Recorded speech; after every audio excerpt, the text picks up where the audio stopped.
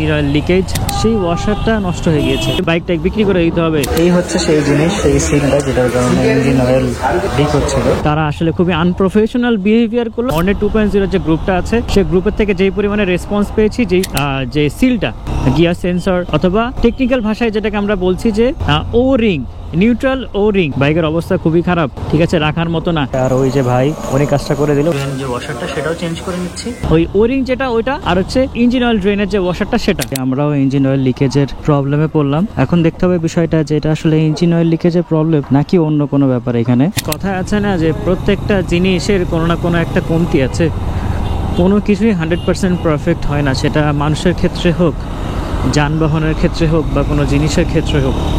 তো সেই ব্যাপারটাই আর কি আজকে হয়েছে। আমি সবসময় বলছিলাম যে আমরা এই প্রবলেমগুলো ফেস করছি না, হর্নেটে যে প্রবলেমগুলো অনেকেই ফেস করছে, এবং আমি খুব আশাবাদী ছিলাম যে আমরা হয়তো কোনো প্রবলেম ফেস করব না, কারণ যেভাবে মেনটেন করে চালানো হচ্ছে আমরাও আসলে একই প্রবলেমের মধ্যে দিয়ে পড়ে গেলাম বা একই প্রবলেম ফেস করলাম। সেটা হচ্ছে যে ইঞ্জিন অয়েল লিকেজ। আমি মানছি যে একটা নতুন বাইক মার্কেটে আসলে কিছু না কিছু তার টুকটাক সমস্যা থাকে এবং সেগুলো ফিক্স করা যায় এবং খুব ইজিলি ফিক্স করা যায়। এখানে যে প্রবলেমটা সেটা হর্নেটের যে গ্রুপটা আছে সেখানে পোস্ট করার পরে, স্পেসিফিকভাবে হর্নেট 2.0 একটা গ্রুপ আছে সেখানে পোস্ট করার পরে অনেক ভাইয়েরাই অনেক রকম মতামত দিল এবং তারাও এই প্রবলেম ফেস করেছে এবং সেখান থেকে এই প্রবলেম মেটানোর জন্য কি করা লাগবে সেগুলো তারা শেয়ার করলো। তো এক ভাই ছিল আমার সাথে অনেকদিন আগের থেকে কথা হচ্ছিল এই হর্নেট নিয়ে, তো উনিও কিনেছে। তো সেক্ষেত্রে উনি আমাকে পরামর্শ দিল কিছু। সেটা হচ্ছে এখানে দুইটা প্রবলেম আছে। একটা হচ্ছে ইঞ্জিন অয়েল ড্রেনের যে নাটটা, সেটার একটা ওয়াশার আছে, সেই ওয়াশারটা নষ্ট হয়ে গিয়েছে বা সেটাতে প্রবলেম। আরেকটা আছে গিয়ার শিফট ইন্ডিকেটরের একটা সেন্সর আছে, গিয়ার শিফটিং সেন্সরের যে সিলটা আছে সেটা চেঞ্জ করতে হবে। তো এই দুইটা পরামর্শই দিয়েছে। ইন্ডিকেটর সেন্সর যেটা আছে সেখানে প্রবলেমটা হয়েছে, ওখানে একটা সিল আছে, সেই সিলটা কেটে যাওয়ার কারণে বা কোনো প্রবলেম হলে সেখান থেকে অয়েল লিক হয়, এরকম কিছু একটা ব্যাপার। তো চলেন আমরা যাই আগে সার্ভিস সেন্টারে, যেয়ে দেখি কি সমাধান করে। যে ভাই এটা সলিউশন দিল ওনার কথা মতোই আর কি আমি যেয়ে সেই অনুযায়ী আর কি সার্ভিস সেন্টারে বলবো এবং একটা সমাধান করার চেষ্টা করব। চলে আসলাম হচ্ছে সিটি হোন্ডা কারণ বাজার, পাশে হলো জেবি অটো। সিটি হোন্ডার সামনে চলে আসলাম, সার্ভিস সেন্টারে এখন নিয়ে যাব বাইকটা, দেখি ওনারা কি সমাধান করে। ইনশাল্লাহ সমাধান হবে, যেই দুটোভাবে সমাধান করা যাবে সেই দুটো আমি নোট করে এসেছি এবং সেটা আমি তাদেরকে জানাবো। আর যে ভাই আমাকে অ্যাসিস্ট করেছে ফেসবুকে ওই দুইটা জিনিস চেক করার জন্য, সেই দুইটা জিনিস চেক করব, তাহলেই বুঝে যাবো যে আসলে সমস্যাটা কোথায়, গিয়ার সিলের প্রবলেম আছে নাকি ইঞ্জিন অয়েল ড্রেন করার যে ওয়াশারটা সেটাই সমস্যা। এই হচ্ছে সেই জিনিস, সেই সিলটা যেটার কারণে ইঞ্জিন অয়েল লিক হচ্ছিল। তো এইটা ঠিক করার ফলে আর প্রবলেমটা হবে না। গিয়ার ইন্ডিকেটরের সাথে সংযুক্ত এইখানে যে ওয়াশারটা যেটা আছে, ওই ইঞ্জিন অয়েল ড্রেন যে ওয়াশারটা সেটাও চেঞ্জ করে নিচ্ছি। তো সেক্ষেত্রে ইঞ্জিন অয়েলটা একটা জায়গায় রেখে তারপরে ওই ওয়াশারটাকে চেঞ্জ করে তারপর আবার এই সেম ইঞ্জিন অয়েলটাকে ঢেলে দেবো, এটাকে নষ্ট না করে, কারণ এটা তো মাত্র 100 কিলোমিটার চলেছে, এটাকে নষ্ট করা যাবে না। মোটামুটি কাজ করিয়ে ফেললাম, যে প্রবলেমগুলো ছিল সেগুলো সলভ হয়েছে। এখন সার্ভিস সেন্টারের নিচে কি করলাম না করলাম সব রাইড করতে করতে কথা হবে। আর ওই যে ভাই উনি কাজটা করে দিল, উনি আমাদের এলাকার ছেলে, খুব ভালো, খুবই জলি মাইন্ডেড, উনি আমাদের কাজটা করে দিল। তো আপনারা যারা এই প্রবলেম ফেস করছেন এবং সিটি হোন্ডা কারণ বাজারে আছেন তারা ওনার কাছে আসতে পারেন, খুব ভালো ছেলে। বিসমিল্লাহ, বাজে এখন 2:43 আর সিটি হোন্ডা সার্ভিস সেন্টার থেকে এখন বেরোচ্ছি, যেটা কারণ বাজারে অবস্থিত। রাস্তাঘাট মোটামুটি খালি মনে হচ্ছে, দেখা যাক সামনে কি অবস্থা। তো এখন আসি মেন কাজের কথায়। প্রবলেমটা আমাদের আসলে কি ছিল। প্রথমত আমি থ্যাঙ্কস জানাতে চাই এই সিটি হোন্ডা কারণ বাজারকে, যারা এত সুন্দরভাবে এই সমস্যাটাকে সমাধান করে দিল। দ্বিতীয়ত হর্নেট 2.0 যে গ্রুপটা আছে সে গ্রুপের থেকে যেই পরিমাণে রেসপন্স পেয়েছি, যেই পরিমাণে ভাই ব্রাদাররা হেল্প করেছে আসলে প্রবলেমটা কি এবং সেটা সমাধানের জন্য সবাই কোনো না কোনো একটা মতামত দিয়েছে এবং যে মতামতগুলো দিয়েছে সেই মতামতটাই কাজে লেগেছে আর কি। আর সবচেয়ে বেশি থ্যাঙ্কস তাকে জানাচ্ছি, সেই দুজনকে যে কাজটা করেছে, যে ভাইটা কাজটা করে দিয়েছে, আমাদের এলাকারই ছেলে, মহম্মদপুরের ছেলে, খুবই ভালো ছেলে, ও এখানে কাজ করে। আরেক ভাই যে ফেসবুকে আমাকে মেসেজে নক দিয়ে এই প্রবলেমটা ডিটেলসে বলেছে যে আসলে এই দুইটা প্রবলেম কী কারণে হতে পারে, ওই দুইটার মধ্যে যে কোনো একটা প্রবলেম হলে হবে, এর বাইরে আর কোনো সমস্যা হওয়ার কথা না। তো ওই দুইটার মধ্যে যে কোনো একটা প্রবলেমই হয়েছে। আমাদের যে ইঞ্জিন অয়েল ড্রেনের যে নাটটা যে ওয়াশারটা সেখানে কোনো প্রবলেম হয়নি, ওটা একদম ঠিক ছিল।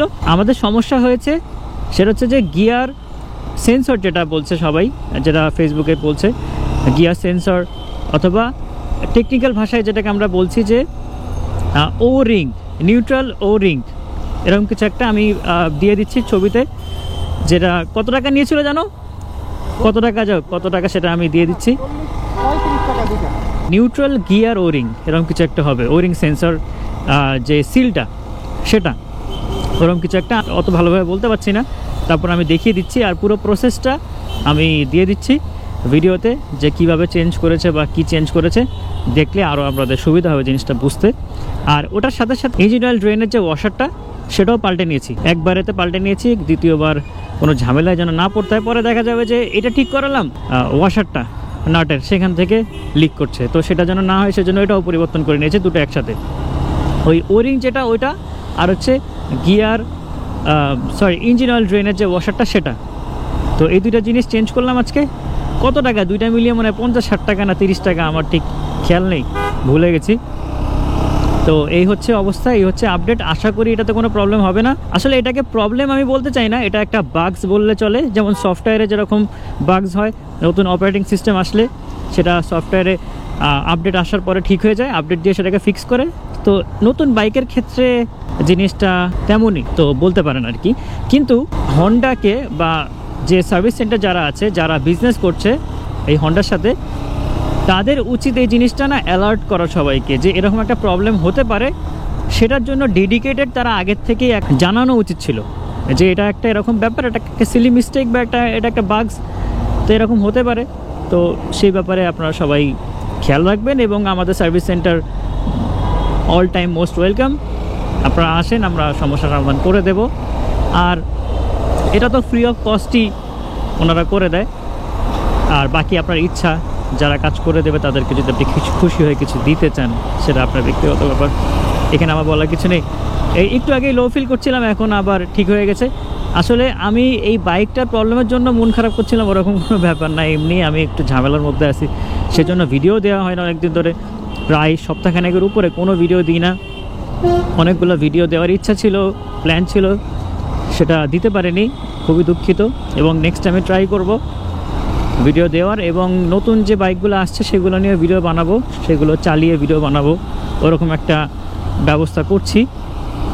তো আজকে ভিডিওটা আমি বেশি বাড়াবো না, এখানে আমার আসলে কয়েকজনকে থ্যাঙ্কস দেওয়ার ছিল, আমি দিয়েছি। হন্ডা 2.0 যে গ্রুপের থেকে আমি ভালো মতো রেসপন্স পেয়েছি, সাহায্য পেয়েছি, ওনারা যথেষ্ট হেল্প করেছে সব ভাই ব্রাদাররা। আর দ্বিতীয়ত, যে ভাইটা আমাকে মেসেজে নক করে প্রবলেমটা সমাধান করার জন্য যে যে জিনিসগুলো খেয়াল করতে হবে সেগুলো বলেছে। তৃতীয়ত, সিটি হন্ডার যে রেসপন্সটা ছিল সেটা বেশ ভালো ছিল, খুবই নম্র ভদ্রভাবে তারা এই জিনিসটাকে ট্যাকেল করেছে, ব্যবহারটা ভালো ছিল। এবং যে ভাইটা কাজ করেছে সে তো ওয়ান্ডারফুল একটা ছেলে, খুব ভালো ছেলে। আপনারা যদি এই প্রবলেম ফেস করেন এবং সিটি হন্ডার থেকে বাইক নিয়ে থাকেন এলাকার মধ্যে, তাহলে ওর কাছে যেতে পারেন। আমার নামটা ঠিক মনে নেই, আমি ভিডিওর মধ্যে তার চেহারাটা তো দেখিয়েই দিয়েছি, আমার সাথে ফেসবুকে অ্যাড করে নিয়েছি। তো ওই ভাইয়ের কাছ থেকে করতে পারেন, ছোটো ভাই যেহেতু, অনেক ছোটোই বয়সে আমার থেকে, তো ওর কাছে সমাধানটা করতে পারেন। এবং ও তো দেখে বলেই দিয়ে যে ভাই এই সমস্যাটা আসলে আপনার ওইখান থেকে এসছে, গিয়ার সেন্সর ওইখান থেকে, অথবা যেটাকে টেকনিক্যাল ভাষায় যেটা বললাম যে ও রিং, নিউট্রাল ও রিং। আর ওয়াশারের যে ব্যাপারটা সেটাও চেঞ্জ করে ফেললাম একবারে। তো আপনারা এই ব্যাপারে একটু অ্যালার্ট থাকবেন। এটা কোনো বড় সমস্যা না যে বাইকটা বিক্রি করে দিতে হবে, অনেক বড় সমস্যা, বাইক বিক্রি করে ফেলতে হবে, বাইকের অবস্থা খুবই খারাপ, ঠিক আছে, রাখার মতো না। এগুলো আর কি এক ধরনের প্রপাগান্ডা ছড়ানো হচ্ছে, বাজে কথাবার্তা ছড়ানো হচ্ছে, রিউমার ছড়ানো হচ্ছে যে সবাই বিক্রি করে দিচ্ছে। তার মধ্যে আপনি দেখবেন যে বেশিরভাগই হচ্ছে আপনার ওই ফেক পোস্ট। তো সেক্ষেত্রে আমি আসলে কোনো ব্র্যান্ডকে প্রমোট করছি না। আমার কাছে ভাই সব ব্র্যান্ডই ভালো, যদি ঠিকভাবে কাজ করে সবাই ভালো। আর যদি কোনো সমস্যা করে সেক্ষেত্রে আমি খারাপ বলবো। যদি সার্ভিস সেন্টারে হন্ডার বিহেভিয়ার যদি খারাপ থাকতো, যদি এটার সমাধান আমি না পেতাম, সেক্ষেত্রে আমি কিন্তু বলতাম খারাপ কথা দুইটা। তারা আসলে খুবই আনপ্রফেশনাল বিহেভিয়ার করলো, তারা আমার কাজটা করে দিল না বা সমাধান করলো না। যদিও প্রথমবার যখন যাওয়া হয়েছে তখন ওনারা ফিক্স করে দিলেই পারতো, ওনাদের জাস্ট কোনো রকম করে ছেড়ে দেওয়ার ব্যাপারটা না করলেও হতো, তখনও ফিক্স করা যেত। তো সেটা অন্য বিষয়, যা হয়নি, পরের বারে হয়েছে, ভালো হয়েছে। জিনিসগুলো বুঝতে পেরেছি। এই ব্যাপার নিয়ে আর মনে হয় না কোনো কোয়েশ্চেন থাকবে, কারণ যাদের এই ইঞ্জিন অয়েল লিকেজ অথবা ওই গিয়ার সেন্সরে যদি কোনো প্রবলেম হয় ওই ইয়েটার জন্য, সিলটার জন্য, তাহলে আপনারা এই সমাধানটা করতে পারেন, এইভাবে সমাধান করতে পারেন, তাহলে আপনাদের আর কোনো রকম সমস্যা হবে না। বাইক এখন 1000 কিলো হয়ে গেল।